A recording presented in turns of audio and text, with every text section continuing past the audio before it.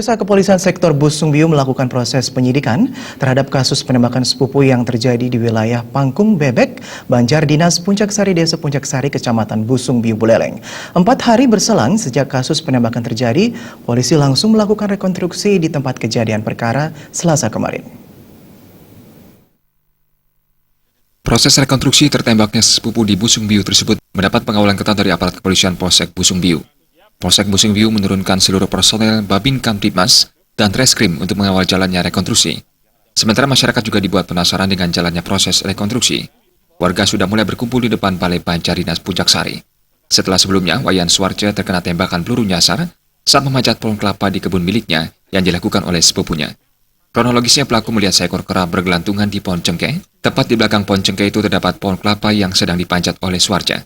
Kapolsek Busungbiu AKP Inenga Mulyadi menjelaskan, total ada 18 adegan yang dilakukan mulai dari pelaku berangkat dari rumah dan menyerahkan diri ke Polsek. Dari hasil rekonstruksi, polisi mengambil kesimpulan bahwa penembakan dilakukan dengan tidak sengaja. Polisi sendiri melihat langsung kondisi tempat kejadian perkara dan mendapati lokasinya memang cukup rimbun. Ada 18 adegan, mulai dari berangkat dari rumah sampai kepada dia mendekati korban pada saat jatuh. Ya. Kejadiannya pada hari Jumat, tanggal 27 Januari sekira jam 9 pagi. Ya. Jadi pelaku ini ke kebun. Ya. Tujuan utamanya adalah untuk membuat arang dia.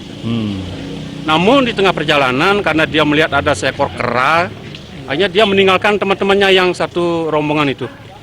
Dia melihat seekor kera, kemudian kera itu dibidik. Karena di sana rimbun, ada pepohonan, ternyata di belakang pohonan yang rimbun ini ada pohon kelapa.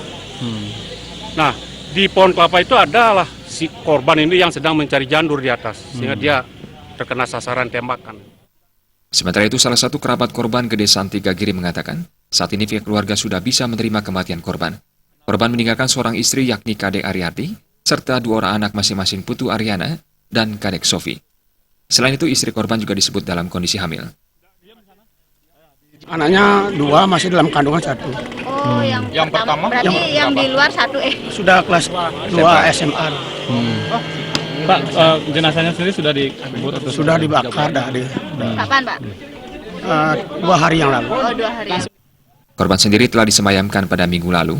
Pihak keluarga berharap meski dilakukan dengan tidak sengaja, pihak keluarga berharap agar proses hukum tetap berjalan. Komang Yuda, Bali TV.